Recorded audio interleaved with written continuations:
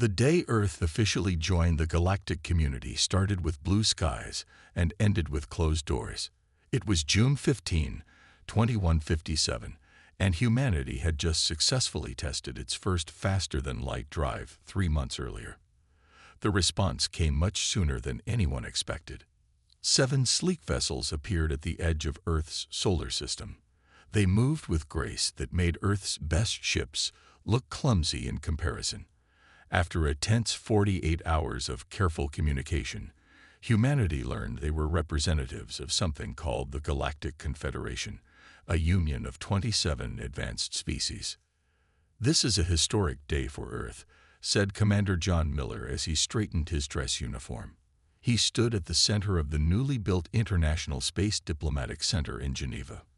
Around him, 200 of Earth's most important leaders waited nervously. The Confederation delegation entered the Grand Hall with careful steps. Their forms varied widely, some tall and slender, others short with multiple limbs. Their leader, an 8-foot-tall being called Ambassador Zigzilinor of the Vexeri species, approached the human delegation. "We welcome Earth to the greater community of stars," the translator device said in a flat voice. "Your species has shown remarkable progress." The room filled with relieved smiles. This was going better than even the optimists had predicted. Then Ambassador Zigzilinor raised both his upper limbs and spread his neck frills wide, leaning forward toward Miller.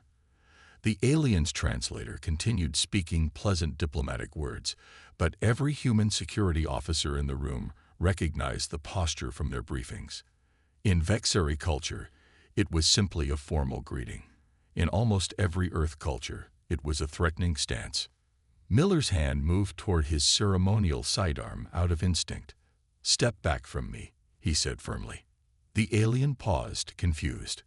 "I offer the traditional greeting of shared space," the translator said. "Your posture is threatening," Miller replied, his voice tight. "Please lower your limbs slowly." The 6 security officers behind Miller moved their hands to their weapons. The other alien delegates began making high-pitched sounds to each other. Ambassador Zilnor's neck frills flushed a deep orange. "This is a grave insult. We come in peace with the highest honors." "Then show it by stepping back," said Miller, now fully alert. The room's atmosphere had shifted from hopeful to hostile in seconds. President Diane Russell stepped forward. "Perhaps we can pause and clarify cultural differences." Before she could finish, one of the smaller aliens made a sudden movement, reaching into a pouch. A security officer shouted, "Weapon," and drew his gun. Within moments, 20 weapons were pointed at the alien delegation. The aliens retreated, their translator devices all speaking at once in a jumble of explanations and protests. "We are leaving this hostile reception," Ambassador Zigzilinor announced. "The Confederation has never been treated with such disrespect during a first contact ceremony." The aliens departed within minutes, leaving Earth's leaders standing in shocked silence. By evening, news networks across the planet ran alarming headlines. "Alien delegation makes threatening gestures." "First contact ends in near violence. Are Earth's defenses ready?" In a secure underground facility beneath the Pentagon, Admiral Susan Hayes gathered with the Joint Chiefs of Staff. Satellite images of the alien vessels leaving Earth orbit played on the wall screens. "We need to prepare for all possibilities," she said grimly. "I want our new defense grid at full capacity within 48 hours. General Paul Wright nodded. "I've already called up our reserve forces. If they intended this as intimidation, they'll find we don't scare easily." Far above Earth, the Confederation vessels regrouped. Ambassador Zigzilinor was still trying to understand what had gone wrong. Their reaction was completely irrational. He told the Confederation's Supreme Council via quantum communication. They interpreted our standard diplomatic greeting as a threat.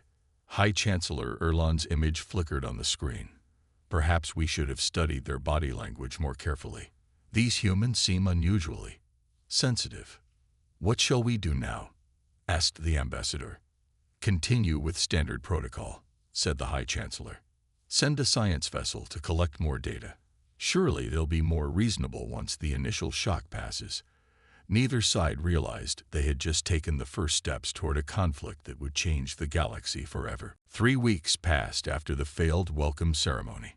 Earth's military forces remained on high alert, with space defense systems upgraded around the clock. News channels replayed the footage of the alien delegation's threatening postures, with experts analyzing every movement and gesture. The Confederation science vessel Luminous Inquiry entered Earth's orbit without sending advance notice. Captain Vrex believed a quiet approach would avoid unnecessary tension. This was standard procedure on primitive worlds, but a terrible mistake for Earth. Earth's newly calibrated defense systems detected the vessel immediately. Warning lights flashed in the North American Space Defense Command Center. Unknown vessel has entered orbit, called out Officer Samantha Green. No communication or clearance codes received. Colonel Jack Foster frowned at the display. Send warning shots. Protocol Delta. 2 defense satellites fired energy pulses that passed within 100 meters of the alien ship. The message was clear. Identify yourself or retreat. Aboard the Luminous Inquiry, alarms sounded.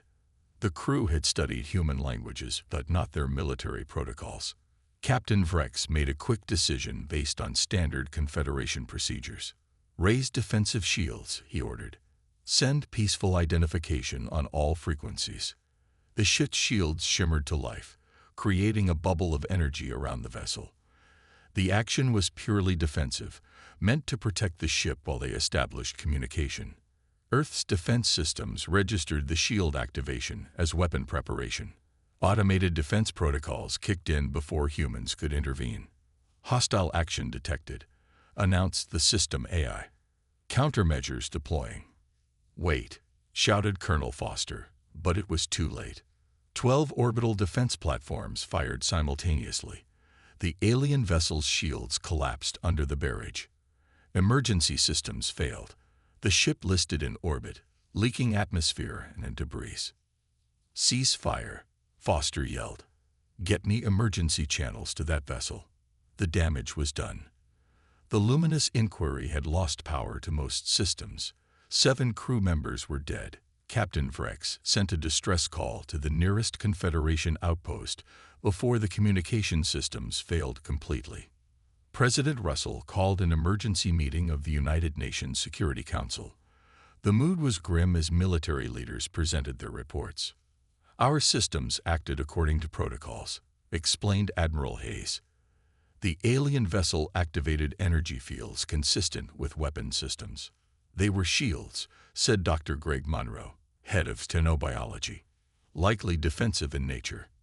That's not how our systems interpreted them, Hayes replied firmly. And they entered our orbit without permission or identification.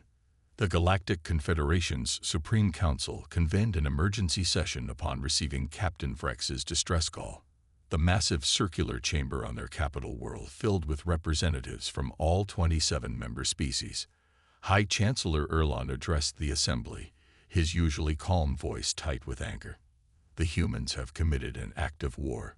They fired upon a scientific vessel on a peaceful mission. There are casualties. Ambassador Zigzilnor stepped forward. We must consider this may be a misunderstanding. Their technology is primitive. Perhaps they misinterpreted our vessel's shields. Misunderstanding or not, replied Defense Minister Krall, a hulking being from a high-gravity world, we cannot allow such actions to go unanswered. The Confederation must respond with appropriate force. After hours of debate, the Council reached its decision. Formal charges would be filed against Earth for violations of interstellar law. A military response would be prepared. Back on Earth, President Russell addressed the United Nations. Her face was solemn on screens around the world. Today, we defended ourselves against an unidentified alien vessel that entered Earth's space without permission and activated what appeared to be weapons. We regret any loss of life, but we will not apologize for protecting our planet. The assembly erupted in applause. Humans across the globe felt a surge of pride. After generations of science fiction stories about alien invasions, humanity had stood its ground. Admiral Hayes watched the speech from her office. When it ended, she opened a secure channel to General Nate Woods. "Speed up production of the new fleet," she ordered. "I want every ship battle-ready in half the time." "That's impossible," Woods protested. "Make it possible," Hayes replied. "Because I think we just started a war." 6 months passed since the first shots were fired. The Confederation had expected a quick end to the conflict. Their technology was centuries ahead of Earth's. Their ships were faster, their weapons more powerful, and they outnumbered humans by billions. Victory should have been swift and certain. Instead, the Confederation found itself in a frustrating stalemate. On the bridge of the Earth vessel Defiant, Lieutenant Kate Porter watched the enemy formation on her tactical display. 5 Confederation cruisers blocked the path to Jupiter's mining colonies. They had twice the firepower of her 3 small ships. "Standard approach would be suicide," said her first officer, Ben Wilson. Kate nodded. "So we won't be standard." She turned to her communications officer.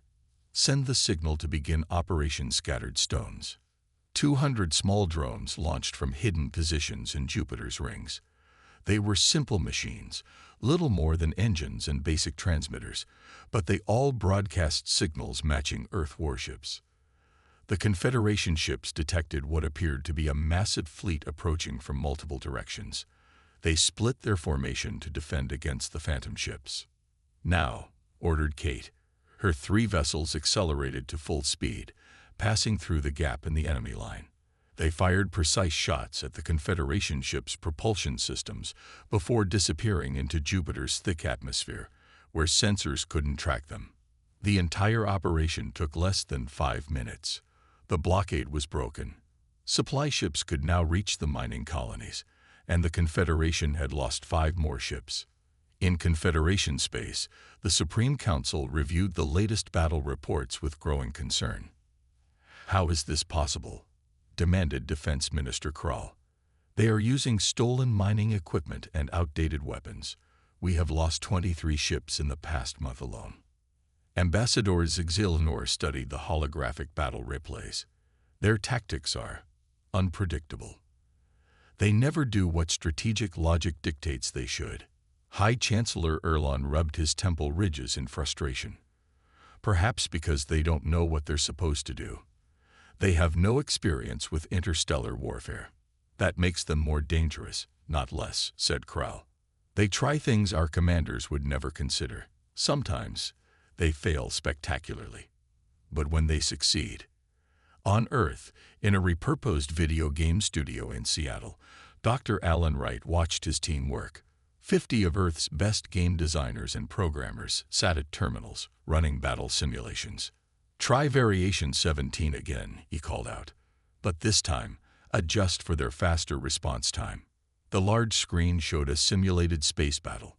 Earth ships used Jupiter's gravitational field to slingshot past enemy defenses. "That's it," said Alan, watching the victory scenario play out. "Send this to Admiral Hayes immediately." Alan had never expected his gaming background would become crucial to humanity's survival. But his team had become Earth's secret weapon. They thought like gamers, not soldiers. They found exploits and unexpected strategies that military minds would never consider. The Confederation's Supreme Council convened an emergency session after receiving reports of another failed offensive. "We cannot continue this way," said High Chancellor Erlin. "Each defeat emboldens the humans. Our member worlds grow restless. The Trull Confederacy is already questioning our leadership." "What do you propose?" asked Zizilnor. "Peace," replied Erlin. "We must offer them peace before this conflict damages the Confederation beyond repair."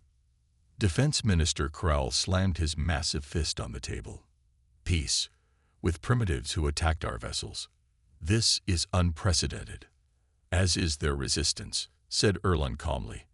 "For the first time in 50,000 years, the Confederation faces an enemy we cannot easily defeat. We must adapt." After hours of heated debate, the Council reached a decision. The peace proposal would be drafted. Humans would be offered limited representation in the Galactic Confederation. It was more than any newly discovered species had ever been offered so quickly. "They will accept with gratitude," said Zigzilmore. No rational species would continue fighting when offered such generous terms. The council members nodded in agreement. None of them understood yet just how different humans really were. The peace proposal arrived on Earth in a small ornate vessel. It landed at the International Space Diplomatic Center in Geneva, where the first disastrous meeting had taken place 8 months earlier. This time, both sides took extra precautions. The alien delegation consisted of only 3 representatives, and they kept their limbs close to their bodies at all times. General Frank Martinez led the United Defense Council that received the Confederation's offer. He sat at the head of a long table, flanked by military leaders from 12 nations. Secretary of State Laura Wilson sat to his right, her expression carefully neutral. The lead Confederation diplomat, a tall being named Jortal, placed a crystal cube on the table. It projected a holographic document written in 20 Earth languages. "The Galactic Confederation extends this generous offer of peace," said Jortal. "We propose an immediate end to hostilities under the following terms." General Martinez read through the document slowly. The main points were clear. Earth would dismantle 70% of its newly built defense systems. Humans would be granted provisional membership in the Confederation for 50 Earth years. After the probation period, Earth could apply for full membership. Humans would be allowed limited travel to 10 designated Confederation worlds. Earth would receive basic technological assistance in medicine and agriculture. Martinez looked up from the document. "You expect us to disarm while remaining on probation for half a century." "These are generous terms," replied Jortal. "No species has ever been offered provisional status so quickly after discovery." Laura Wilson leaned forward. "And during this probation, who controls Earth's solar system?" "The Confederation would establish oversight offices on your larger colonies," said Jortal, "for your own protection and guidance." The Defense Council requested 24 hours to consider the proposal. They moved to a secure underground facility beneath the Rocky Mountains, where representatives from Earth's major powers joined them via secure channels. "This is insulting," said Admiral Hayes when she finished reading. "They're treating us like children who need supervision." "Provisional membership is better than war," argued the representative from the European Alliance. "Their technology is still superior to ours." General Martinez shook his head. "But our tactics are better. Every week our scientists reverse engineer more of their technology. Time is on our side, not theirs." They debated through the night. By morning, they had reached a unanimous decision. Secretary Wilson delivered Earth's response personally. She stood tall as she faced the Confederation representatives. "Earth thanks the Galactic Confederation for its offer," she began formally. "However, we must decline these terms. Humanity will not accept conditional peace or second-class status in the galaxy." Jortal's 4 eyes blinked rapidly in confusion. "You are refusing. This is unprecedented." "So is this conflict," replied Wilson coolly. "If the Confederation wishes peace, it must recognize Earth as a sovereign and equal power. We will not disarm. We will not accept oversight, and we will not ask permission to travel among the stars." The Confederation representatives left Earth in shocked silence. Nothing in their 50,000 years of diplomatic history had prepared them for outright rejection. In a secure room adjacent to the President's office, Intelligence Officer Daniel Clark was briefing key officials on his latest findings. "We've analyzed the biological and historical data we captured from their ships," he explained. "Every other species the Confederation has encountered evolved either as pure predators or pure prey. Humans are among the few species that evolved as both." "Meaning what?" asked President Russell. "We hunted and were hunted," Clark replied. "It shaped our psychology.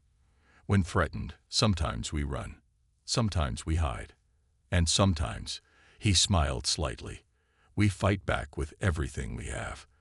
The Confederation has never encountered a species with our particular mix of caution and aggression." "Will they try to negotiate again?" asked the President. Almost certainly. They're used to being the unquestioned authority in the galaxy. They don't know how to handle rejection.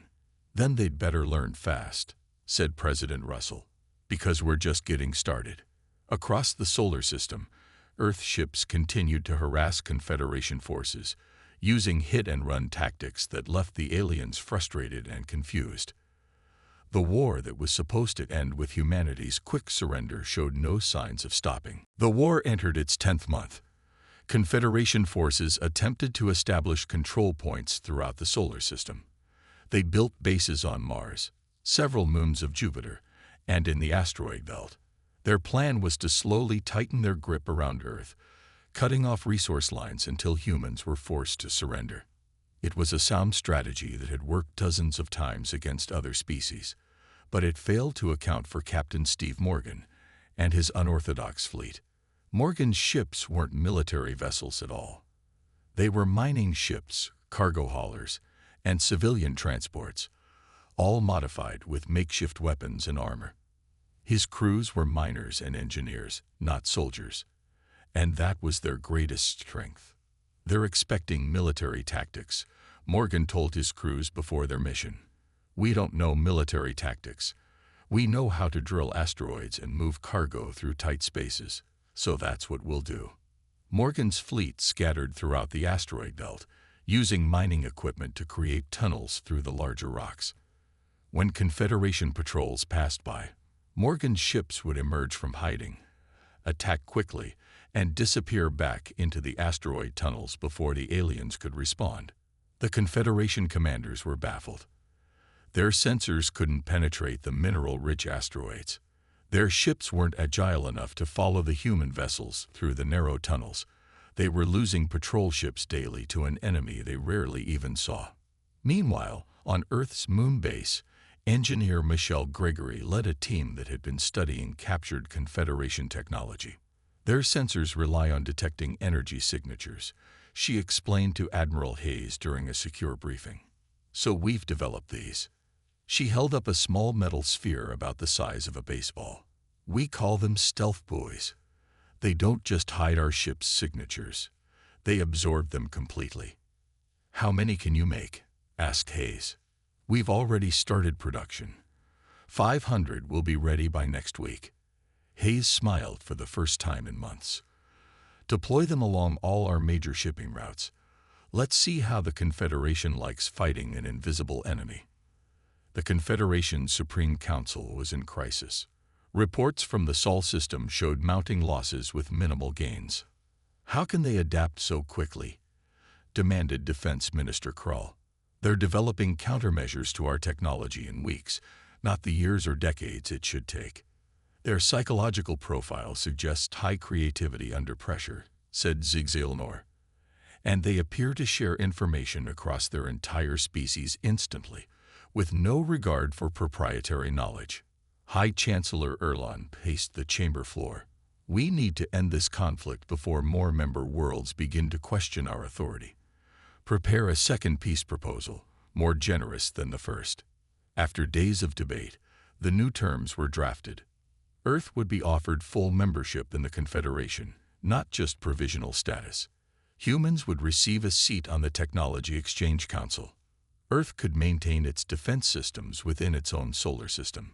Humans would have access to all Confederation worlds except sacred spaces. No newly discovered species has ever been offered such generous terms, said Erlon as he approved the final document. They must accept this. The proposal was delivered to Earth with great ceremony. The Confederation sent their highest-ranking diplomatic team, certain that humans would recognize the honor being bestowed upon them. To their shock, Earth's representatives didn't even take time to deliberate. President Blackwood received the proposal during a public address to the United Nations. She scanned the document briefly, then looked up at the assembled diplomats and world leaders.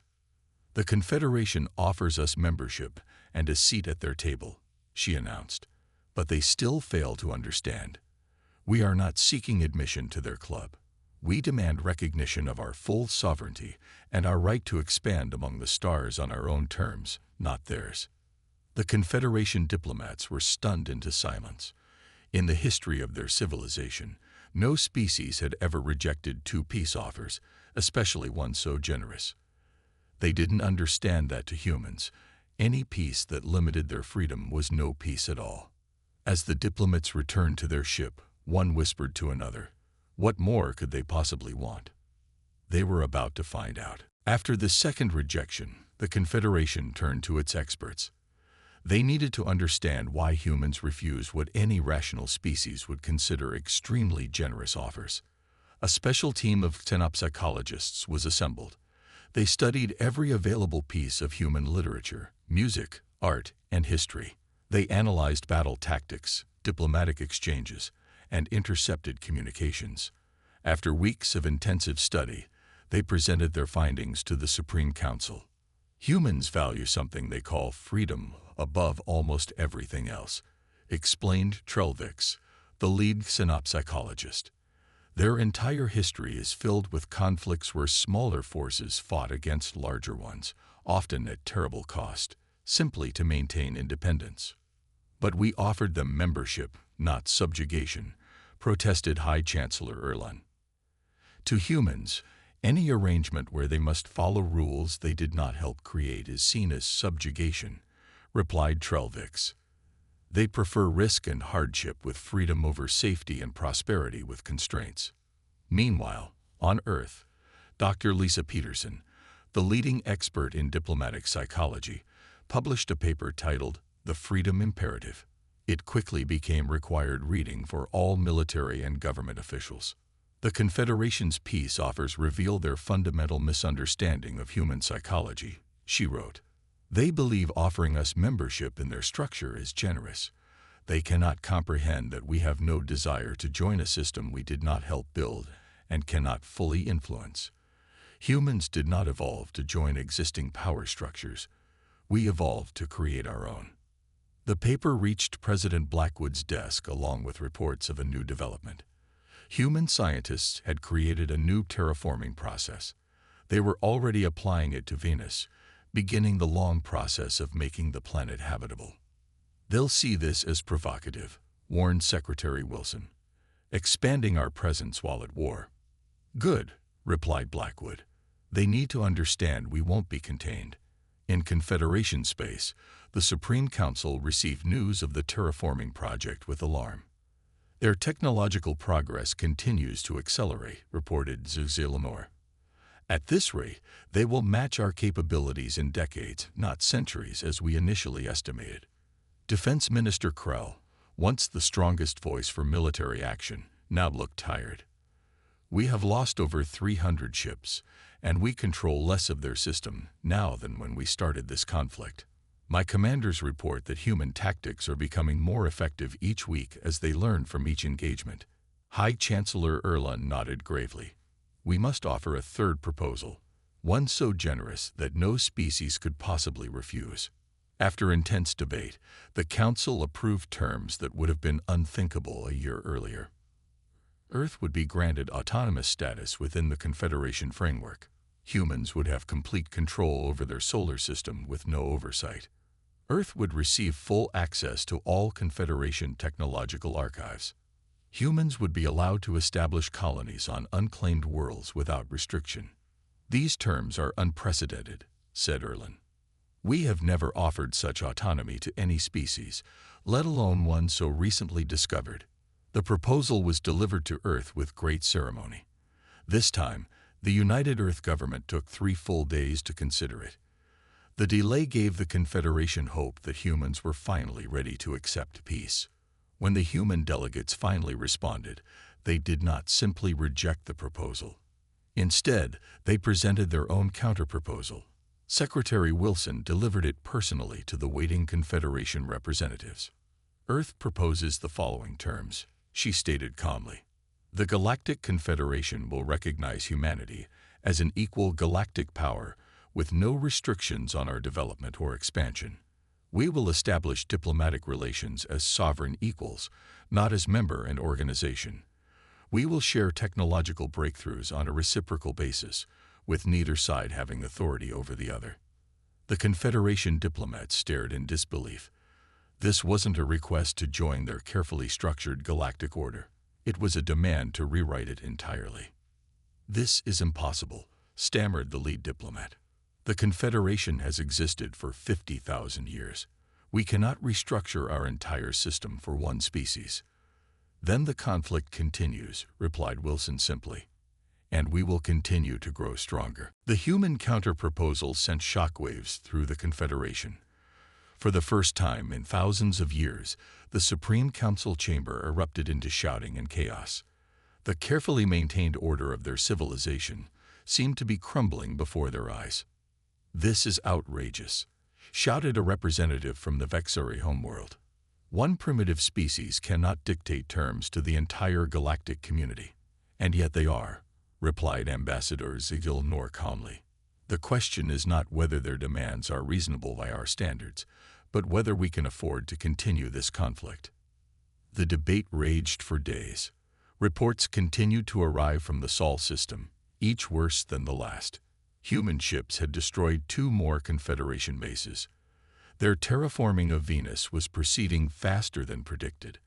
And now, most alarming of all, a group of younger Confederation species was openly questioning the leadership's handling of the human situation. The Polari, Mendari, and Ural delegations have requested private meetings with human representatives, reported a security officer to the Supreme Council. "They claim it's for cultural exchange, but our intelligence suggests they are considering separate diplomatic relations." High Chancellor Erlon looked older than he had just months before. If member species begin individual negotiations, the entire foundation of the Confederation could collapse. Meanwhile, Colonel Ryan Jackson led humanity's first military expedition beyond the Sol system. 5 ships, built with reverse-engineered Confederation technology, jumped to light speed toward a contested moon in the nearby Alpha Centauri system. The moon, designated AC-7, hosted a small Confederation monitoring station. When Jackson's fleet arrived, the station ships were caught completely off guard. They had not expected humans to leave their home system so soon. "Attention Confederation forces," Jackson broadcast as his ships surrounded the station. "This moon is now under Earth protection. You have 1 hour to evacuate your personnel." The station commander quickly contacted Confederation headquarters, but the response was delayed by internal politics. Before orders arrived, the evacuation deadline passed. Jackson's forces moved in, disabling the Confederation ships without destroying them. When the station crew surrendered, they were treated with respect and provided transportation back to their territory. This calculated mercy was Jackson's own idea. "Let them see we're not the savages they think we are," he told his officers. News of the human expansion beyond their solar system sent the Confederation into further turmoil. 3 member species, the Polari, Mendari, and Ural, announced they were establishing separate diplomatic relations with Earth. "They've accomplished in 18 months what we feared might happen in a century," Zilnor told the Supreme Council privately. "They're not just fighting us militarily. They're undermining the very idea that the Confederation is the only path to galactic cooperation." Defense Minister Krall, once the most hawkish voice on the council, now spoke with resignation. "Our military advantage continues to erode. Humans adapt our technologies within weeks of capturing them. Their tactics evolve after every engagement, and now they show they can take territory beyond their system." High Chancellor Erlon called for silence in the chaotic chamber. When the representatives finally quieted, he spoke with the authority that had guided the Confederation for centuries. "For 50,000 years, we have maintained order in this galaxy. We have brought hundreds of species into the light of civilization. We have ended wars, prevented famines, and shared knowledge that took eons to develop." He paused, looking around the chamber. "But we have never faced a species like humans. They refuse to accept the natural order we established. They reject peace offers that any rational species would eagerly accept. And now, they threaten to pull apart the very fabric of our Confederation." The chamber was completely silent now, all eyes on Erlon. "Perhaps," he said slowly, "after 50,000 years, it is we who must adapt. The statement was shocking. No High Chancellor had ever suggested changing the Confederation's fundamental structure.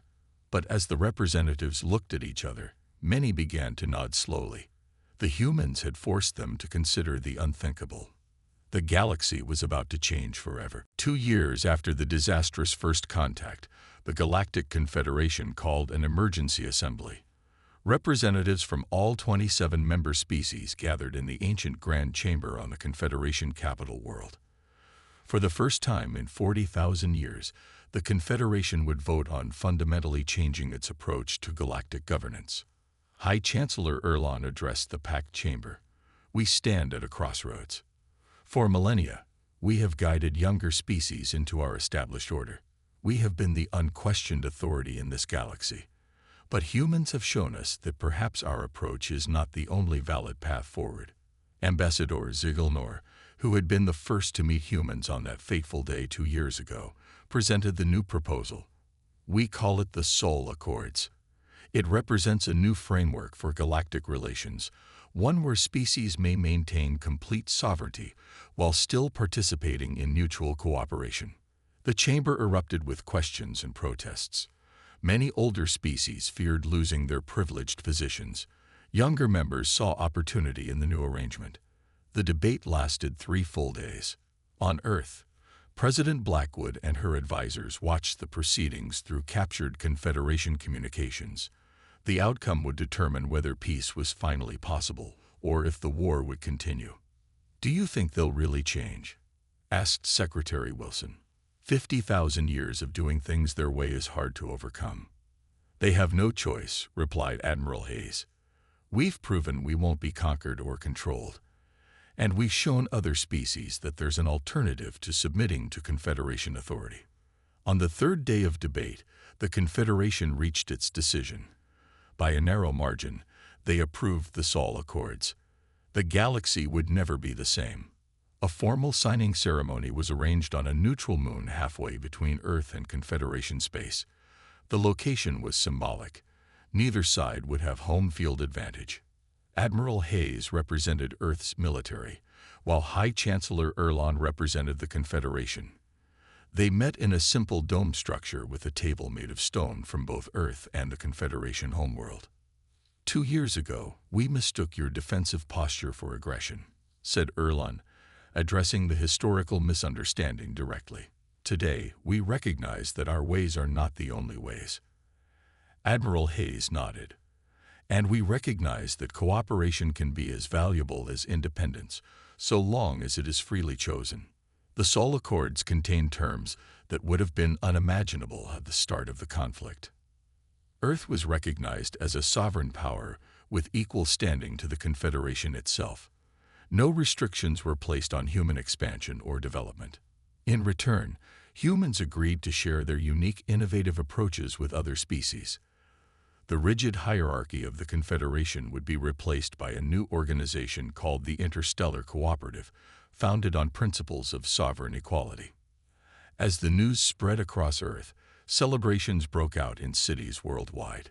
Humanity had stood its ground against overwhelming odds and emerged not just victorious, but as architects of a new galactic order.